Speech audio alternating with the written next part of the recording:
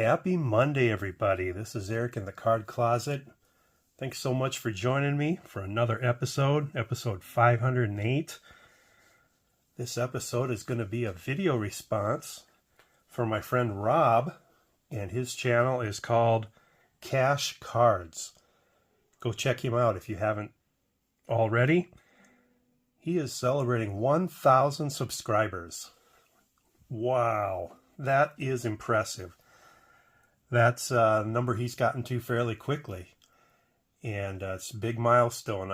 It's kind of one of those numbers that I always think of. The YouTube channels that have 1,000 or more subscribers are the big channels, and the rest of us are not. But I am actually getting kind of close. I'm at 944 as I record this, so I do appreciate nobody dropping me in my absence the last 2 weeks for sure, and probably only 1 or 2 videos in the past month, but I'm back now.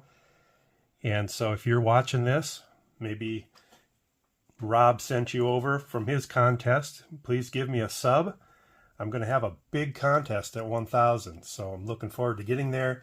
Being a little presumptuous that I will get there, but at the rate I'm going, I should get there this calendar year. So yeah, give me a sub if you haven't already. Watch a couple videos so that the sub sticks, and we'll have another 1,000 sub contest hopefully in the near future. But anyway, back to Rob. Cash Cards, great channel, great guy, just shows great card after great card. He wants us to show cards of a player whose batting stance we emulated. And so the guy I'm going to show, it was the first name that came to mind, to be honest with you. And I'm surprised nobody's used it yet, because when I think of unique batting stances, this is the first guy that comes to mind for me. I never did emulate this stance as a kid because it just didn't work for me. It doesn't work for hardly anybody, as you'll see. If there was anybody's stance I emulated, it was Carl Yastrzemski, who would stand there with his bat sticking straight up in the air, and then he would do these little twirls with the bat, 2 or 3 twirls, right before the pitcher started their windup. But anyway, here we go. The guy I'm thinking of is Rickey Henderson. So Rickey Henderson has one of those stances that you'll remember, and it was so perfect for the style of baseball that he played. He would hunch way, way over and make that strike zone incredibly, incredibly small. And I can remember a game watching on TV with him playing, and they did a graphic and they showed just how small his strike zone is. And I found this picture when he was with the Yankees that shows the view that the pitcher had looking in at him with that strike zone. Look how intimidating that would be. Rickey said that he bent way over because he could see the ball better, a lot better, I think he said, and he wanted to draw walks. Well, it worked for him. When he retired, he had the most walks in Major League Baseball history. He was since passed by Barry Bonds, but you and I both know Barry Bonds was getting a different kind of walk than Rickey Henderson. Barry Bonds was getting intentionally walked. Rickey was earning his. Nobody intentionally walked Rickey Henderson. Why? Because he's also the all-time stolen base leader in Major League Baseball history, and that walk could easily turn into 2 bases. So nobody walked Rickey Henderson intentionally.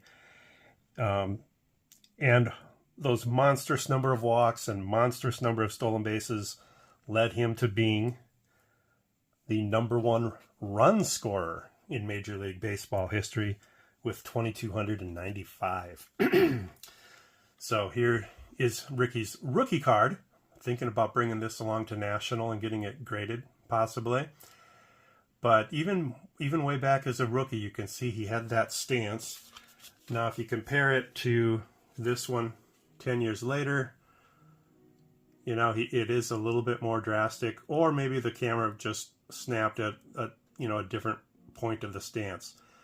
But boy, he could generate power out of that low stance, and he frustrated pitchers and he frustrated catchers. You might have heard of Ed Ott, catcher for the Pirates and the Angels. He was frustrated by Rickey Henderson getting called balls on strikes on what would normally be a strike for any other player. And he barked at Rickey to stand up and bat like a man. So also, as part of this contest, Rob would like us to name 3 channels that are either starting out or deserve more subs. Well, you know, everybody deserves more subs, but I went through my watch list, the channels I'm subscribed to, and I found 3 of my favorite channels who are under 300 subs. They definitely are producing content that warrants more than 300 subs. So I'm going to give those 3 channels a shout out here. If you aren't subscribed to them, please go give them a sub. Let's get them to 300. And their names are Greg, Mike, and Doug. So the first one is Tigers727. Greg is sitting at 271 subscribers. He's been doing this almost as long as me. He's a Tigers fan, obviously, Detroit fan. He is doing some all-time Tigers collecting. He's looking to collect the last Topps card of Hall of Famers, which is an interesting project. And he's also he's also my influence for my Red Sox Topps Gold run that I'm working on, because he has done that with the Tigers. But probably my favorite project of Greg's is his Desert Shield collection, going with, I think it's 1991 Topps. Correct me if I'm wrong, Greg, but he's getting the Desert Shield stamped variation of that entire set. So go check out Tigers727. Next up is Mike at Scoots Collectibles. Mike is sitting at 290 subscribers, and he is a Pittsburgh fan all the way through. He'll show Penguins, he'll show Steelers, he'll show Pirates, and he has a lot of great cards. Roberto Clemente, you know, the glory years of the Pirates. He's got a lot of those cards too, and he's working his way back, going back further and further, picking up team sets. Every now and then his son, who, for lack of a better name, I'll call Scooter, Scootin' Scooter, makes appearances now and then too, and just adds a new element to the videos when he's on there. And then finally, Doug. The channel is called Video Guy 316. He is at 242 subscribers. I've had the pleasure of meeting Doug at 2 different card shows in Omaha, Nebraska, and in St. Paul, Minnesota, and hung out with him quite a bit at those shows, had dinner with him, etc. And he does great content as well. He is one of those traditional kind of collectors where he's collecting the Golden Age Hall of Famers like Mantles, Mays, Aaron. You know, he's collecting the right things to make a run for the YouTube Sports Card Hall of Fame someday. So check out Doug. Great video production on his channels. He must have a background in that or something. Top-notch video quality. You know, the video doesn't get uploaded 2 seconds after he hits stop recording like I do. So go check out Doug. 3 great channels. Tigers727, Scoots Collectibles, Video Guy 316. Go give him a sub. Watch a video or 2 of theirs to make the sub stick. And let's get them to 300. So Rob, thanks again for having this contest. Congratulations. Mega congratulations on reaching the 1,000 subscriber milestone. That is an awesome feat. I'm trying to get there myself, like I said. Should have had Ricky looking at us the whole time. Sorry about that. So anyway, go check out Cash Cards and give him a sub. Get him to 1,100. All right. I'm going to do the Mystery Man of the Day now here at the end, because this is a tough one. I had never heard of this guy. It's episode 508, so I had to find somebody with 508 of something, and I went through all the major all-time lists, and I had to resort to games. So this player pitched in 508 games, and I will give you some hints here, and you can let me know who you think it is. So, his rookie cards were in 2009, and his rookie cards were Upper Deck Signature Stars and Upper Deck Ultimate Collection. I bet you've never heard me say that before. Very unusual to have those two sets as your rookie cards. His first Topps card was in 2010. In 2011, he had a Topps Chrome card, but he was not in the Topps base set. 2012 and 2013, he had Topps cards.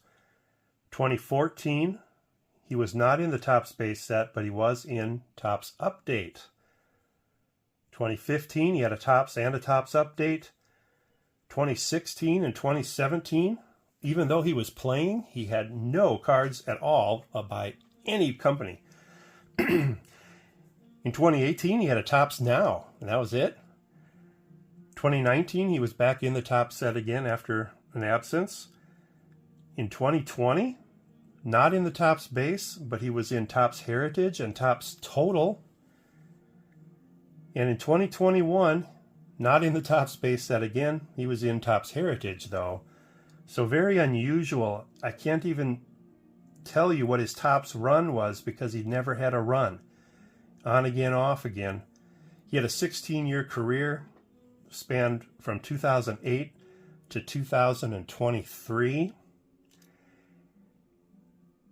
Like a lot of pitchers, he started out as a starter for his first handful of seasons, and then he was converted to a middle reliever, and that's why he's an obscure name, because the middle relievers just aren't as well known. But he pitched in a lot of games as a middle reliever. He had the following number of game appearances in 5 seasons: 68, 60, 58, 61, and 65. So he was getting into a lot of games. He was drafted in the first round in 2007 by the Texas Rangers. He pitched for Texas from 2008 to 2011. He led the league in winning percentage in 2010 with a .765 winning percentage. He pitched in the World Series that year for the Rangers and took a loss. 2011 through 2015, he pitched for the Baltimore Orioles. Made 2 postseason appearances with them. 2015, he was with the Chicago Cubs. In 2016, he was with Cleveland and Baltimore Orioles again. 2017, Tampa Bay Rays. 2018 through 2020, Philadelphia Phillies. And 2021 through 2023, the New York Mets. So do you know this guy? This is only his 2nd year out of the majors. Do you know who he is? If you know who he is at this point, please leave that in the comments, because the next clue, I'm going to actually show you a picture of him, and I'd be curious to know if you got it before or after the picture. I don't know if the picture is going to give it away. All right, here's the last clue. That's him right there in the Orioles uniform. I'll give you a hint. He's got the same first initial and last name as the most recent Heisman Trophy winner. Let me know in the comments if you were able to get it based on the picture.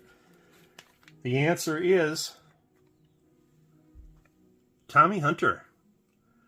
And I'm showing his 2010 Topps card here because it is his first Topps card, and also because he was in the World Series that year and he was a league leader in winning percentage that year. I think he was 13-4. So Tommy Hunter. I've looked ahead at the next few milestone numbers, and it looks like we'll have some better known names. So thanks for bearing with me on that one. All right, guys, Appreciate you watching. Oh, I do want to give an update on my giveaway, getting rid of doubles. I just last week got a package sent out to somebody who had requested something like 3,500 cards. So that took me a long time to fill that one, pull all those and get them sent. So now I'm working on Scoot and I'm working on Video Guy. So 316. So as it would happen, the two that I shouted out today, and that was not planned. But Mike and Doug, I'm working on your care packages next. So thanks everybody for watching. Hope you're having a great one.